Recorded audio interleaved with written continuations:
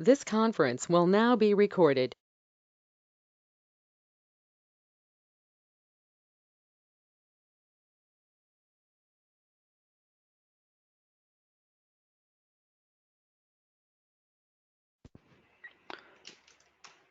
All right, thank you everyone for joining for today's session. And can you guys see my screen? Can anyone confirm? Yes, we can see the screen. All right, that's great. Okay, so we'll continue from where we have stopped yesterday. So yesterday we did take a look at how do we navigate through the message. We'll quickly review that.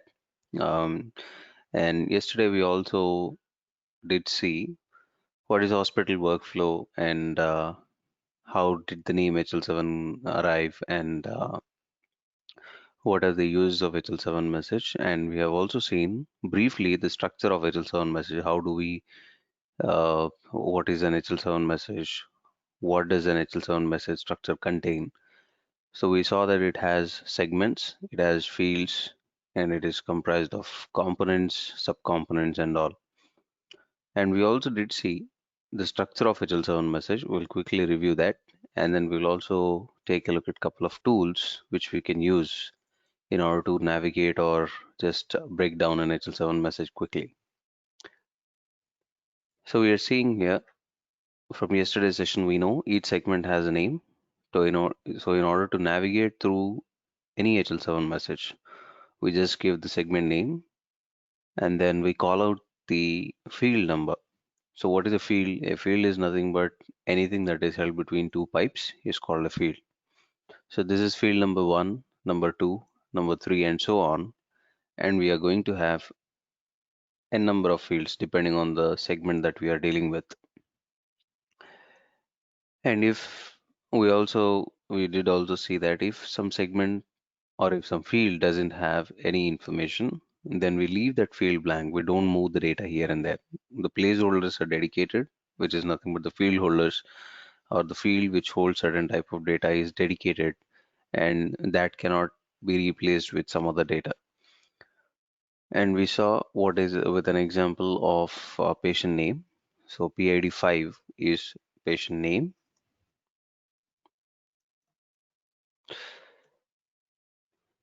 And in PID 5, we saw that we have patient name.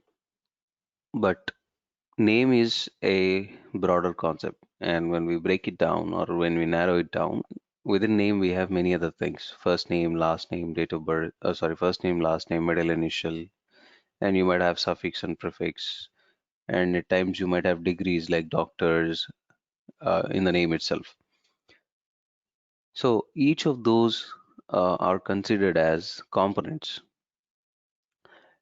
So each of them are separated with the help of a caret because caret is a component separator and each component is again given a number.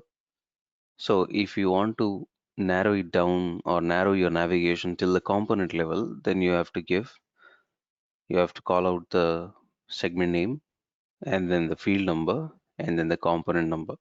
So 5.1, PID 5.1 stands for last name and PID 5.2 stands for middle initial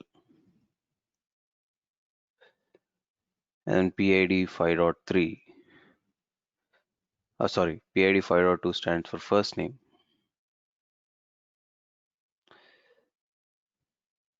and PID 5.3 stands for middle initial and so on. So we'll have other components as well, but just to understand vaguely how do we navigate through any particular field and a component. This is how we navigate. So many times, many people ask me questions. Do we need to remember which field holds what sort of information, or do we need to remember it at component level as well? So the answer for that is yes, we do need to remember at least till the field level. We should know that PID5 has patient name and PID3 has patient MRN number or patient ID, and PID7 has date of birth, PID8 has gender, and so on. So these are few fields that we need to remember and recollect whenever it is needed. But do we need to remember all the fields? No, it is not necessary. Not all the fields, but a few fields which usually or commonly uh, becomes the discussion points during the call. Because when you get on a call with any interface analyst on the other side who you are implementing an interface with, then we talk in terms of HL7 only. We don't say that I'm sending patient name in so and so field, or can you please check can you please check what did you send the date of birth as? We converse in terms of HL7 itself. So if you're not aware of the field, then it might become difficult. Not that you cannot refer your specifications and take a look at it, but if it is at your tip of your tongue, then it will become very easy uh, for navigating through the HL7 message and understanding what kind of data we are sending it, which field number and all. So at least few things have to be remembered, which are more common, uh, which are more commonly repeated, and which more commonly becomes a discussion point. Another thing is, if you have to read through this particular HL7 message, do we need to navigate this way that we have to count the number? Now, if I ask you all of a sudden, if someone is a beginner, then if I ask them where is the field for gender, by looking at the message, I can say that this is gender, where we are sending whether male or female or other. But the point is, if I ask you the number, then we have to start counting the fields. Field number 1, 2, 3, 4, this is 5, 6, 7, and 8. So in field number 8, PID field number 8, we have the gender value. Do we need to navigate this way always? I think in the beginning, it is always better to do that so that you get habituated to the number in which field we have what sort of information. But if you're facing difficulty, then you can go ahead and use few tools which will break down an HL7 message for us. So I'll quickly show you one or two tools of that. So there is a tool called as Smart View HL7. It is a free software. You can also download. You can go to Smart View HL7 website, and you can download that particular tool. So that looks something like this. This is Smart HL7 message viewer. You can click on load and you can select an HL7 message that you want to navigate through. It will load the HL7 message. And when you highlight one specific segment, it will show the breakdown structure of that particular segment in detail. So here we can see we have 4 quadrants. First quadrant is showing you the field value. I'll talk about the rest of the 3 as well in a bit. But if you can see here, as and when I am changing the segment, or as I'm changing my selection, it is changing the values here at the bottom. So as we are talking about PID, we will talk about that for now. Same concept applies for other segments as well. You can navigate through the same methodology. So I've selected PID. You can select there or here, anywhere is fine. You can select the PID segment. Here it is breaking down the message at field level. Okay. And if you want to even break down till the component level, then you can just select the field. Then on the right hand side, it will break till the component level. So here we are seeing field number 5, and within field number 5, as of now, we have 6 components, which is nothing but within name, we have 6 components. So first we have the last name and first name, and then we have this is last name, and then we have first name, and then we have middle initial, and so on. So we have 6 components here. If you want to break it down to subcomponent level, which we'll talk about later, but here you can see this subcomponent and repetitions can be seen here. We'll talk about repetitions and subcomponents later when we are taking a look at in-depth uh, information about the PID segment. But this is a tool which you can use where you can break down the entire HL7 message to quickly view what data is being sent in which field. So it's up to you which one you want to use. There is another one called as let me quickly check the name, HL7 Inspector, and there is another one called as HL7 Spy. You can use any one of them.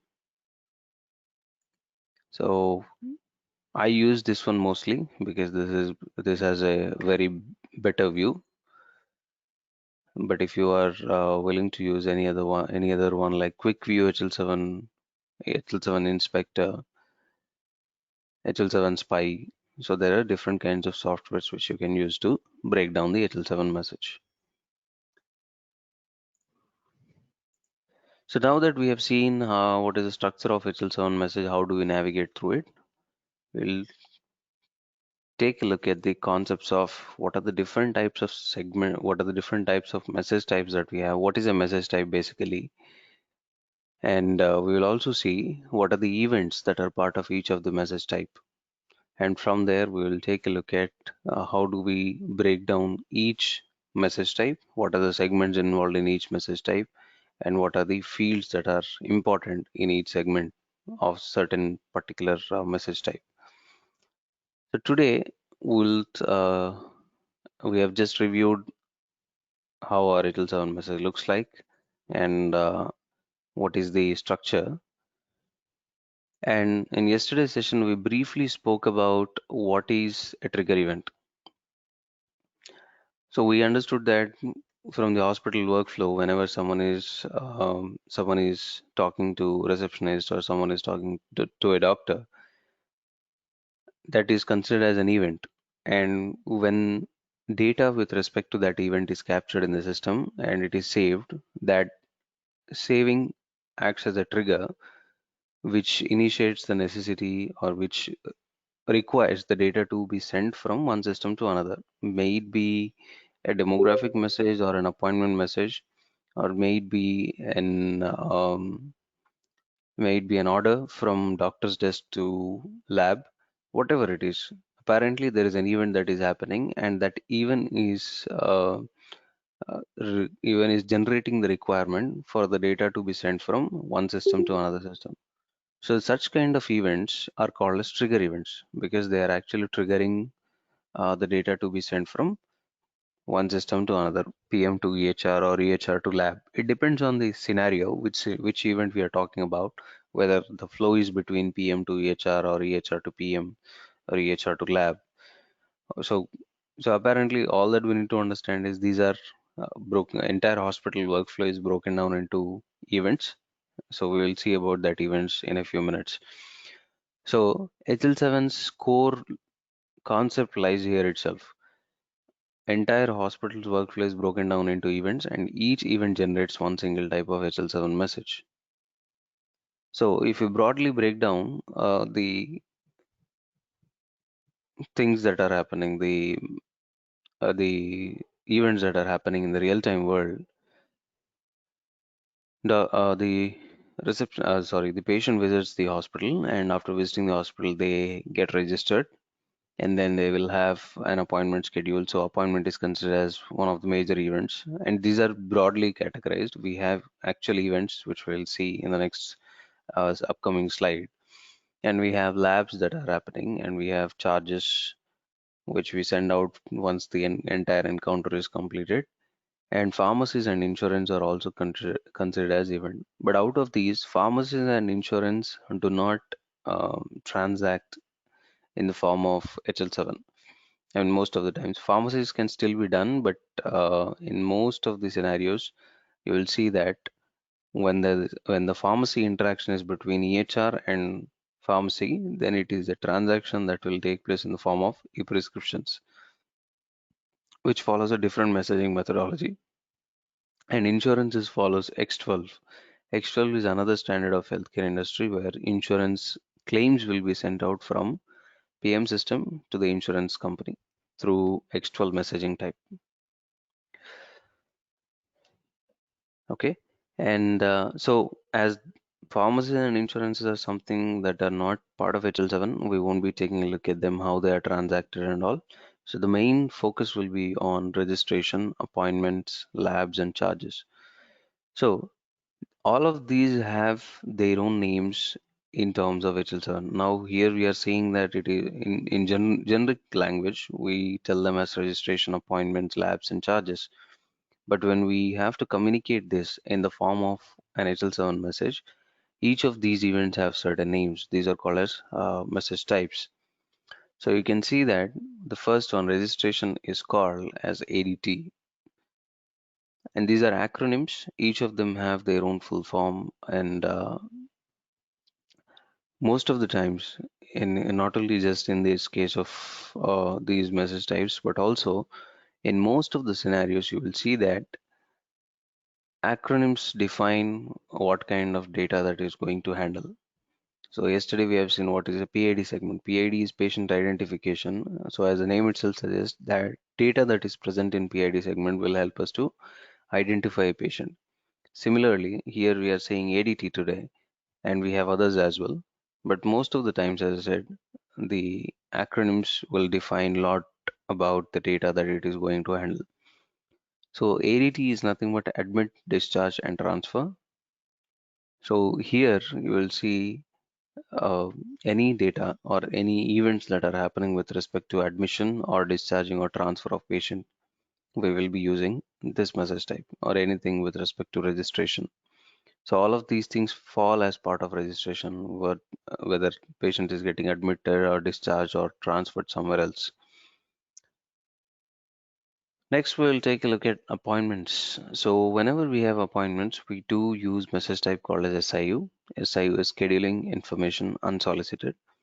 Unsolicited means a unidirectional movement of data, which means the data, this kind of data has only one directional movement from PM to EHR. So if you consider appointments, appointments always flow from PM to EHR because PM will store that information and will send it over to the EHR. We don't have any possibility, or it doesn't make sense for the doctors to send out the appointment to PM system, right? The initiation point is PM always for an appointment, and the end point is EHR. So that is why we say that appointments are unidirectional. So unsolicited is nothing but unidirectional. So we term it as scheduling information unsolicited. Next we have labs. In labs we have two different message types. One is ORM, which is nothing but observation request message, which is an order message.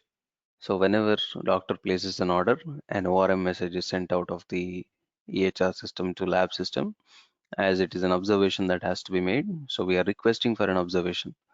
Doctor is requesting for an observation to be made. So it is an observation request message. And next we have ORU, which is observation result unsolicited. Again, unsolicited, as I said, it is unidirectional. Always the start point is the lab and the end point is EHR, and it always flows in one direction only. So observation result unsolicited is a result message that flows back from lab system to the EHR system. And then we have DFT, which is detailed financial transaction. As the name itself suggests, it is all about finances.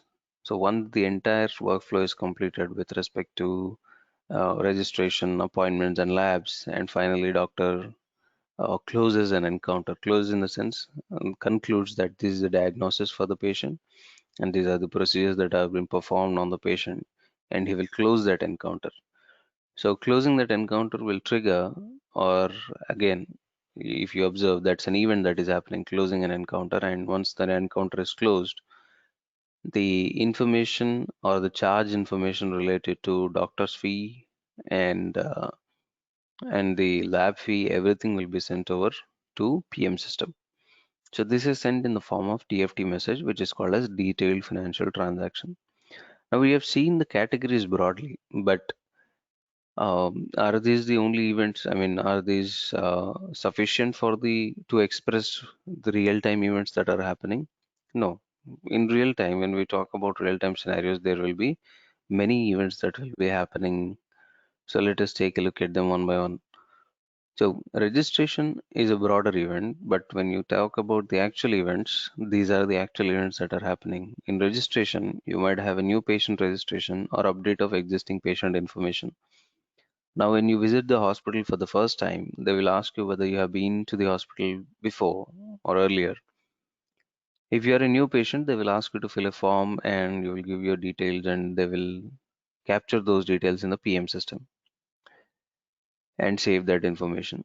But let us say you are visiting the hospital for the second time and you have your phone number or address changed. You want to change that information. So you will give the updated details and they will update that information. Now, these two are different events, getting the patient registration done and getting and updating the existing information. So they are categorized again into different events. Each message that we are talking about, each category that we are talking about has different events within them. So these are the actual events which trigger the message from the PM system or EHR system based on the source of generation. So whenever a new patient is registered, we trigger a message. Whenever update happens for an existing data, we trigger a message. Or whenever two patient details are merged within the PM system, which is a common thing that might happen, then we send out another message. In this way, each of these have their own events. So the most common or most frequent things that you'll observe for registration is new patient registration or update of patient information. Both of them are different events and they generate an HL7 message of their individual own of their own. So we'll see what are how they are expressed in terms of HL7 in the next slide. But these are the two events that are part of registration. Are these the only two events? No, we might have merged patient information and so on, but we are looking at the most common events that are possible. Then we have appointments. So within appointments, we see that we have new appointment information. We have update of existing appointment, and then we have deletion of an appointment. So when we talk about new patient appointments, as I said, new patient is considered as one event. Modifying an existing appointment, like patient calls in and says that I want to change my appointment time, or they will say that can you add some additional information to the appointment, like uh, if they want to provide some information beforehand, even before they reach out to the doctor, they can add some comments. The receptionist will go ahead and add some comments. So that is modification of an existing appointment. In that way, in case if the appointment gets modified, then they notify with the help of an update of an appointment message. And then you have deletion. Deletion is nothing but canceling an existing appointment. So to talk in real times, usually data is not deleted. Any sort of data is not deleted from the healthcare systems, either it is PM or EHR. They don't delete the data. This is one good example. When we say delete or deletion of an appointment, it means that they are just canceling the existing appointment, but not deleting it from the system. They do retain the data and have information about that in detail so that they can finally figure out what are the number of patients that are, I mean, number of appointments that are cancelled. And they will use the data a lot for some sort of analysis to figure out how many patients are being cancelled, how many patients are visiting, and so on. Next, we have labs. So with respect to labs, we see that we have two events that are orders and results. So orders, as we know, so orders are placed from EHR system and that will be sent across to the EHR, as sent across to the lab system. They will be generated in the EHR system and sent across to the lab system. Lab people will perform whatever procedure they have to perform by collecting the samples from the patient and they will result it back. So with respect to labs, we have two events. And finally, we have charges. Charges are nothing but charge related information, which includes the entire charge information that will be sent back from the EHR to the PM system. Now let us look at these in terms of HL7. So when we talk in terms of HL7, we see that um, we did see that ADT is nothing but a registration message type, and SIU is appointments and DFT are charges. ORM and ORU are for labs.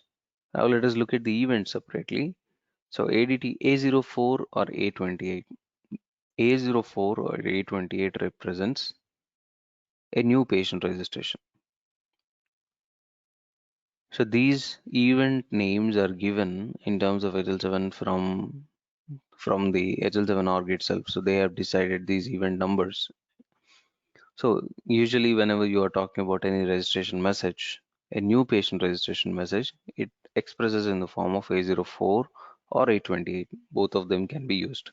There is slight difference between both of them, which we'll talk about later, but that doesn't hold much importance. A04 or A28, any one of them can be used in order to send out a new patient registration.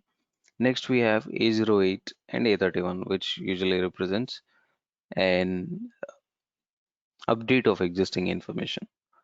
Now, when you're sending this, when you're talking about certain message type in the real-time HL7 messages, when you're talking about a certain message type, you will specifically coin it as ADT A04,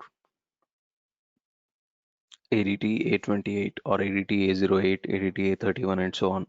Combined together, it is called as a message type. ADT A04 combined together is called as message type.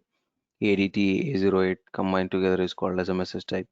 And whenever you see ADT A08, you just need to understand that that particular message or HL7 message has information with respect to update of existing patient.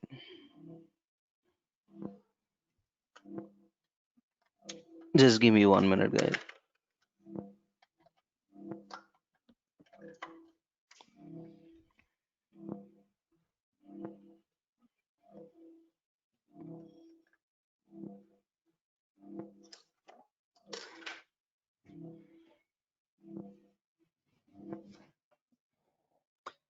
All right.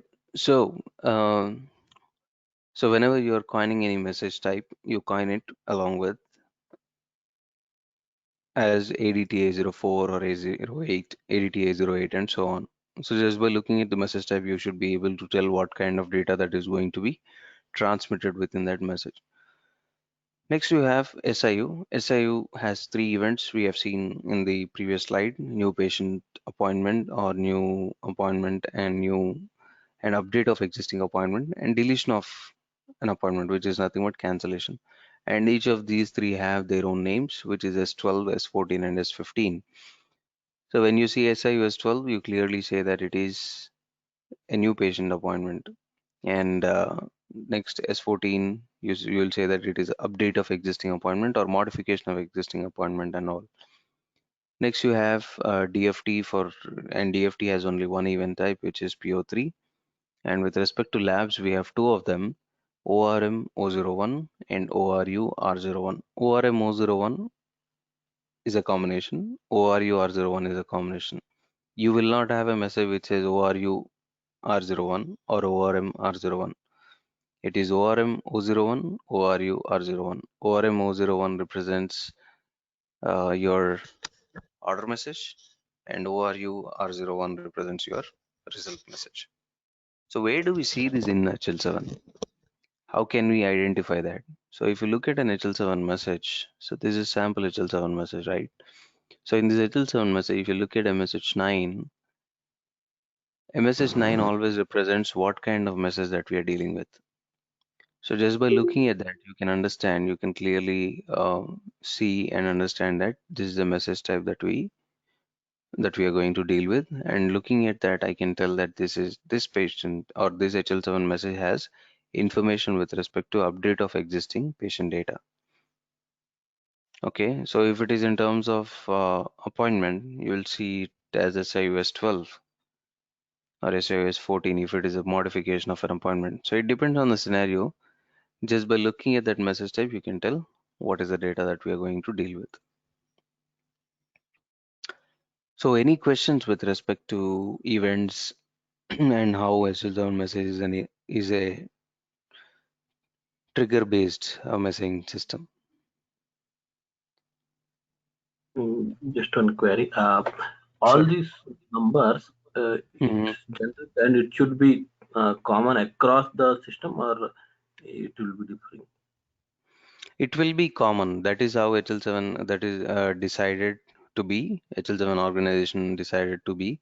And whenever you are dealing with HL7 messages in any part of the world, it will be common. Thank you. You're welcome. Dixon, one question. So is the Sure. PID segment going to be common for all these messages? Yes, obviously, because we are going to deal with patient becomes the central part of any HL7 messages. So PID segment will be common. In all Then the that, messages, we have PID segment. okay. So then that brings my another question. So say for example now, how will they ensure that the PID segments don't have variations, between different messages? Say for example, if the alphabet in the first name is missing on one of these segments, and while the other message has another, so this correlation might become an issue, right? How do they ensure that that doesn't happen? So now, what is the source? It depends on what is the source that you're extracting the data from. From interface perspective, we just pull out the data that is present in database and send it over. So when we are constructing an HL7 message using an interface engine, we connect to the database, we extract the data. Whatever is there in the database, that is what we send. We don't manipulate the name or we don't transform the name in real time when we are sending the data over to the other system. Okay. So if the name doesn't change in the database or if they are maintaining one single name in the database, as long as that is same, it doesn't make any impact on the other side. But as you said, possibilities of changing the name is always there. For example, someone gets married and they change their last name, and someone will look at some other thing and they feel that we have to change my name, and there are possibilities of changing their name. In such cases, there are special situations how we handle it on the other side. Usually patient information is so for that I need to give brief on how the patient information is handled on the other side. So we'll take quick example so that everyone can get some insight on it.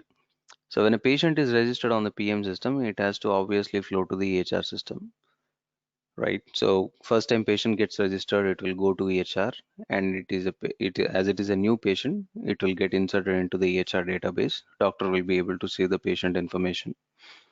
Let's say after 2 days or 3 days, the same patient information gets updated with some phone number, not the name, but the phone number. We are just talking about the phone number right now. An ADT A08 message gets triggered from PM, and that will go to EHR. And when the EHR has received that patient, whenever it receives any ADT message, it will first perform a lookup to see if that patient is already existing in the system or not. So there are various methods based on the architecture of that EHR DB and or based on the architecture of that software. They will have different approaches of how do they look up the patient information. Few will look up only based on patient ID. So if they're looking up only patient ID, it will try to see if the patient ID received from the PM is already existing in the EHR system. If it finds one, it will go ahead and update the existing information in the EHR system. That is one way. Second way is to look up first name, last name, date of birth, gender, SSN, looking at multiple demographic parameters to find out if that patient is already present in the EHR system or not. So it will look up first name, last name, date of birth, gender, and SSN, these 5 factors. And if all the 5 factors are matching, it will consider that a proper match is found and it will update the existing information. So these are the basic 2 ways how the patient matching happens on the EHR side. Now, Perfect. as we know that this is how the patient matching happens, to answer your question, in case if the name changed, and if the EHR system is using the second pattern, which is to look up patient name, first name, last name, date of birth, gender, then the change in the name will obviously not help the EHR system to find out the patient exactly, because one of the factor is missing and not matching. So what happens in this scenario is, in EHR softwares, we have a specific bucket, or within the application, we have a specific bucket called as patient reconciliation, where someone from the practice has to go ahead and manually find that patient and combine them together so that existing information gets updated. This is one way. Another way is having a specific threshold count whenever patient matching is happening. So that's again a little bit deeper concept. Um, so we'll talk about that later when we are talking about um, after completing the workflows. We'll at some point we'll talk about it, how match factor count is taken into account. Basically, there we will have a pointing system for each and every data element that we are planning to be a part of match factor. First name will have few points, last name will have few points, and if we reach certain threshold, then we will consider that as a proper match. If we don't reach that threshold, we don't consider that as a proper match, and we will not update the existing information. So, but just to brief you, yes, when we talk about name, if any of the factor is changing in the source system, it will impact the matching criteria on the destination side for sure. But from interface perspective, we don't change anything. We just reflect or pull out whatever we have in the PM system and send it over to the HR. Thank you. That helps. Sure.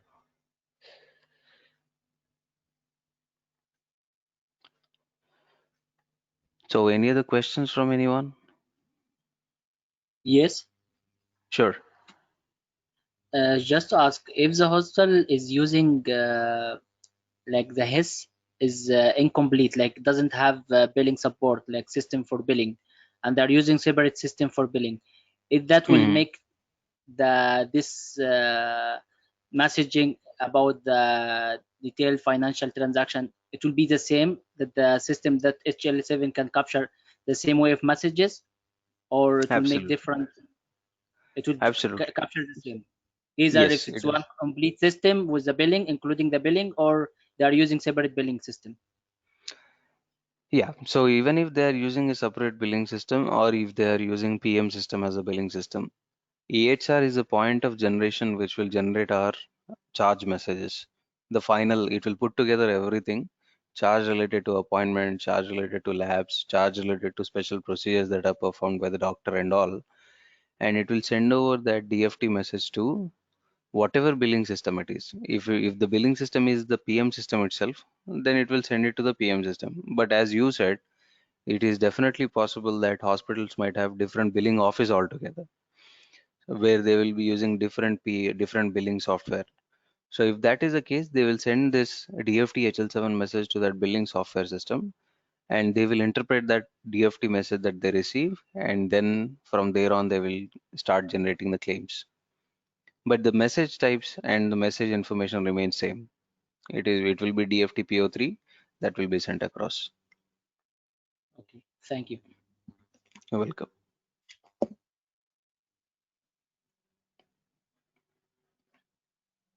Any other questions from anyone?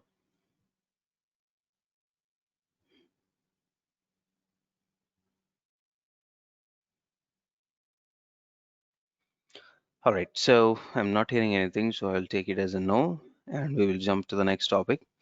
So now that we have seen what are the different message types that we have, what are the different segments that we have, what are the message types that we have, what are the events that we have as part of each of the message types, and we need to take a look at what are the segments that are involved as part of each message type.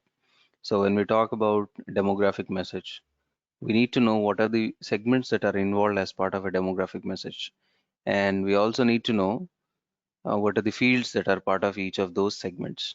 So we will break down the message even into lower structure, and we will take a look at each of those segments. So if you observe, we are taking a look. We started from the broader view of what is HL7 message, and then we did take a look at what are the different message types that we have, and then we are narrowing it down to events. Now we are going to break down an HL7 message to see the structure and segments and what are the fields that are involved in each segment. So let us start with ADT A04 or ADT in fact. Whether it is A04 or A08, the structure remains same. So we'll take a look at that. Let me pull out the breakdown.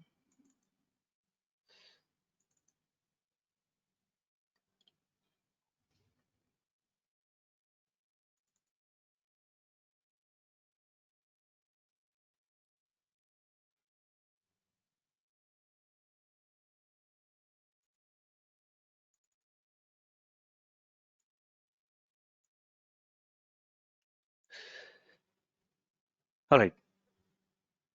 So today we will take a look at one single segment, which is MSH segment. So when we talk about ADT A04, usually it has demographic related information.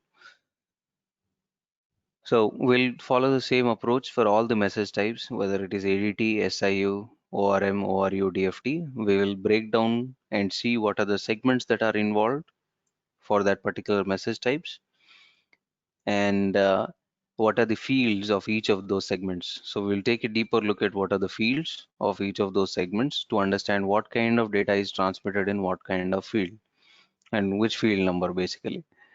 So apparently for ADT A04 or ADT A08 or A28 or A31, these are the common segments that you will see. Are these the only segments? No, you might see NK1 as well. You might say IN3, IN2, IN3 as well. But the most important and most frequently repeated segments are these. And what kind of data we are going to transmit, we'll take a look at that. First, we'll start with a message segment. So a message is nothing but a message segment header. So this is like an index for any system, any message. Now, when you take a look at any textbook or any user guide or anything, you will have an index, right? So that index will tell what kind of information or how many chapters are present in that particular book, and what is the page number from chapter 1, for chapter 2, and so on. So in this way, message segment header will give you information about the index, where you are sending the message from, which system is going to receive the message, at what time the message got generated, and what kind of message that we are sending. All of this information is present in a message segment. So let us take a look at this message segment and see in detail about that particular segment. So the table that you're seeing here, I'll give you introduction about this table. So the first column that you're seeing here will have the sequence number, which will let you know what is the field number that we are talking about. And length is nothing but if a specific length number is given, we have to comply with that length number as per HL7 specifications. So for MSH2, it says it is 5, which means we are not supposed to send anything greater than 5 digits or 5 characters within that particular field. Next, we have MSH3, 4, and so on, which have zeros, which means there is no limit for the character numbers that you're going to send. Next, you have DT, which is data type. So you can see we have various data types for each of the fields. And then you have OPT, which is optionality, where it will send whether something is required, whether something is optional. So there are many other, 3 other values that will be expressed as optionality, which we'll talk about as and when we start our segment structure. And then we have repetitions. So here it will define whether a field can be repetitive or not. So when we get to PID, we will talk about what repetition is. And then we have a table. So if there is an HL7 defined table, there is a table that is defined by HL7, and in that table, it will clearly define whether the data from that table has to be used or not. At times you will have the table structure and data is given by the user. At times you will have a scenario where we will see the table as well as data that has to be used in this particular field is defined within that table. So we'll explore more about table when we get back to data types, or as and when we are looking at the examples. Wherever the data is available, I'll quickly show you the tables so that you can see what is the data that has to be transacted within that field from HL7 specification perspective. And the last field is nothing but, last column is for the field name, So you can see what kind of field that we are dealing with. So I'll quickly tell you about optionality. So optionality, as we can see here on screen, we have only two of them. R means required. O is optional. We have few other things. Wherever you see it means that conditionally required. What does this mean is it depends on other fields whether data in this particular field has to be sent or not. For example, if you see msh10 as C, which means it is conditionally required, it means that that particular field is dependent on another field. If data in another field is present, then data in this field should be required. If data is absent, then it is not required. So it depends. It is basically indicates a dependent factor. Next you have W. W means withdrawn. So withdrawn means nothing but from its earlier versions. So right now this document that I have prepared is from HL7 version 2.7 perspective. But we will be taking a look at the most commonly repeated fields. So, but just in case if you see a field to be withdrawn, it means that when compared to its earlier versions 2.3 and 2.5, we are saying that this particular data field is withdrawn and is not being used anymore. Then you will have B, which is backward compatibility. So backward compatibility, as the name itself suggests, it is retained in the newer versions to maintain a backward compatibility with the old versions that we have. So these are the 5 different acronyms you will be seeing in the optionality field. So as and when we come across, we'll talk more about that in any specific field. Now in this table, I have highlighted a few fields which are in green. So these represent that these are important fields which usually becomes the talking points in our real-time implementations. So it is better if you learn them up and if you remember them. So these are not from a perspective that I haven't highlighted these fields that from the perspective of whether the fields are required or optional. This is from my experience that these will become the common talking points in real-time implementations so that you can learn instead of learning all the fields. Now, for example, for a message, we have 25 fields. Do we need to know all of them? Not necessary. We just need to know the ones which are highlighted because those are the things that we'll commonly see and commonly talk about. Now, another important point is as we have usually MSH field has 25 fields, 25 fields and each of the field have their own dedicated information. But in real-time messages, you won't be seeing all the 25 fields filled up. For example, if you look at this HL7 message, this is one of the real-time message. Here we have data only till version number. After that, we don't have anything. So it is not essential that the field or the segment should be there completely till the end. It depends on the scenario. It depends on the system which is generating those HL7 messages because these are optional fields. Optional fields not required to be there always. But some important information should be there for sure. For example, if you look at these required fields, they have to be there. We cannot skip them out.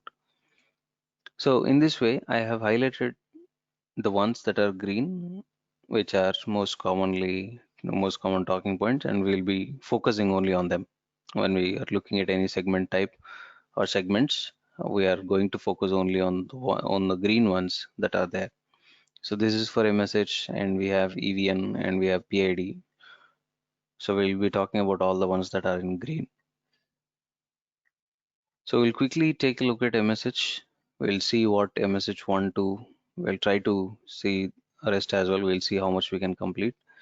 And so a message 1 is a field separator. So there is one small exception here. This is an HL7 message. We know that, right? We have seen it yesterday. And for this HL7 message, we spoke about PID segment. PID 1, this is field number 1. This is field number 2. And we understood that anything that is held between two pipes. This is pipe, this is pipe, and anything that is held between two pipes is a field. And we consider this as field number 1, and then this we consider as field number 2. Only with MSH we have one small exception. Just one small exception that you have to remember. Usually, whatever is held between two pipes, we call them as field, right? So this has to become field number 1, this has to become field number 2, field number 3, and so on. But there is one small exception, as I said. Only for MSH, the pipe itself is called the field number 1. And from there on, it will follow the same rule. This is field number 2, field number 3, field number 4, and so on. Only and only for MSH. When you look at other segments, here we have PID segment. This is field number 1, field number 2. This is not field. This is field. Whatever is held between two pipes is a field. For PV1, you see that this is field. For GT1, you see that this is field number 1. For IN1, you see that this is field number 1. Only for MSH, we call the pipe itself as the field number 1. And second, in MSH2, we have control characters or encoding characters or delimiters. So MSH1 is a field separator itself. MSH2 is encoding characters. And then MSH3, 4, 5, 6 have different significance, which we'll talk in a while. But these control characters will give you an information what all the control characters that are used as part of this HL7 message. So MSH1 and 2 are indicative that these are the symbols that are used across the system. Okay, so this is caret symbol, this is repetition symbol, this is escape sequence, and this is ampersand symbol. So now we will jump on to the next field, which is MSH 3, 4, 5, and 6. So 3, 4, 5, and 6 represents which system is sending the information, which system is receiving the information. Okay, so MSH 3 represents sending application, MSH 4 represents sending facility. So sending application is nothing but the application that is going to send the information. Sending facility is nothing but the location or the hospital which is sending the information. So let us say, for example, if PM system and EHR are residing in the same hospital, PM system will become the sending application, or practice management software will become the sending application. In common, we are calling it as practice management, but each software has its own name, right? Epic is one of the healthcare softwares. Cerner is one of the healthcare softwares. Allscripts is another software. So they will send the actual PM name in MSH3. So in MSH4, you will have the facility information, which facility actually that software is residing at. Then you have receiving application and receiving facility.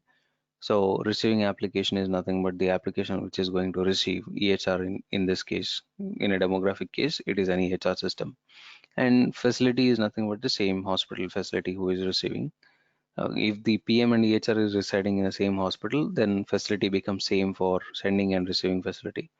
But in case if you're talking about an order message is being triggered from EHR to the lab system. So EHR is going to send that information, and sending facility becomes the hospital, receiving facility becomes the lab, wherever the lab is present at. So in that way, we are going to send, now by looking at MSH 3, 4, 5, 6, we do know which system is sending the information from where, and which system is receiving the information and where it is located. So that information will be communicated through MSH 3, 4, 5, 6. MSH 7 has date and time. So it will represent at what time that particular HL7 message got generated. Okay. So we'll conclude it here for today. So we have seen what are the different HL7 messaging structures we have, and what are the HL7 message types, HL7 events that we have, how HL7 message is an event-based messaging methodology. And we are breaking down the HL7 message slowly. We have seen what are the events that are involved, as I said, and now we are taking a look at the entire message structure of single message type ADT, and we have just covered a message. Tomorrow we will continue from here. We'll see rest of the fields that are important as part of a message structure. and we will also see other segments as well, PID, PV1, EVN, and all of those segments as well in detail tomorrow. So any questions from this, guys? Dixon, one question is, Sure. you might have mentioned about this, I might have missed it, but just want to clarify. So the length 0, what does that mean? It means you don't have any limit. You can go ahead and send as many number of characters as you want. If there is a number specified there, that means that the limit is clearly defined. You are not supposed to exceed that limit. If you don't have any number, then it's up to you. It's up to the user, whatever they want to send it. Okay, perfect, thanks.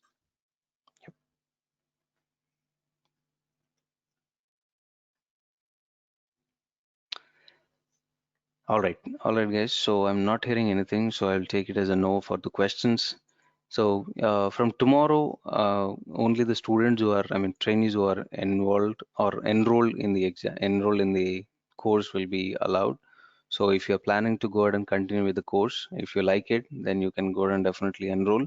You can contact Mr. Srinivas. He will be reaching out to you with your individual emails. So whoever did not drop your email, you can email or phone number, or both of them is fine. You can drop it in the chat, and you can provide your email and phone number, and you can enroll in the sessions. And we'll be continuing to have these sessions every day at 7 o'clock in the morning and 5 days a week. So any questions from that perspective?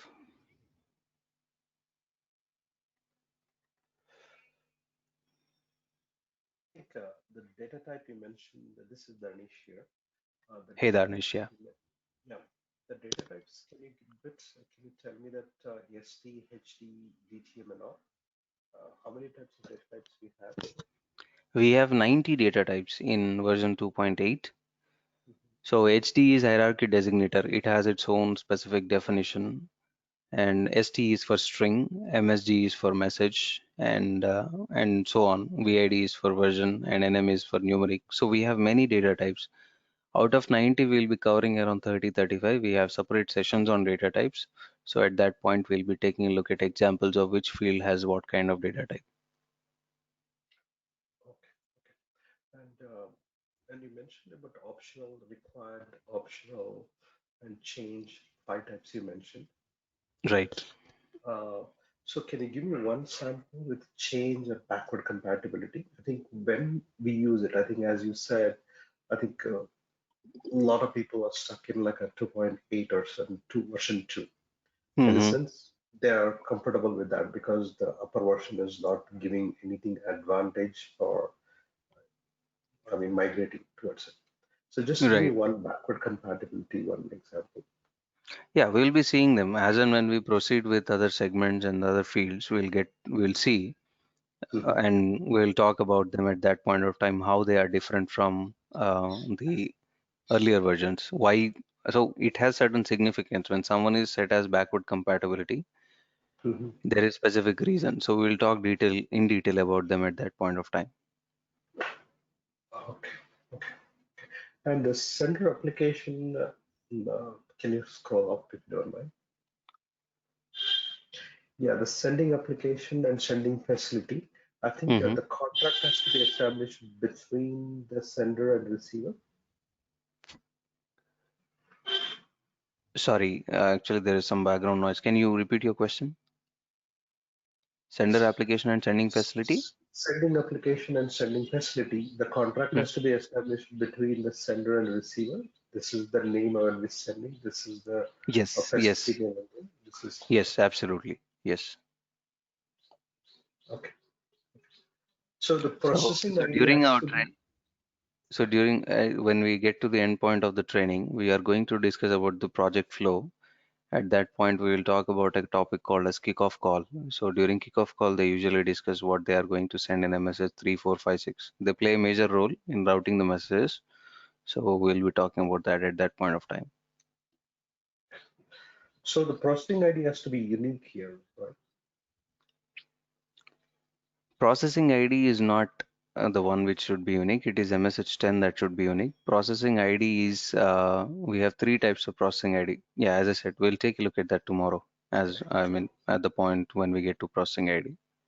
What are the values that are expected and supported in processing ID, and how each of them has their own significance? Thank you, Dix. It was a helpful session. Sure. Thank you.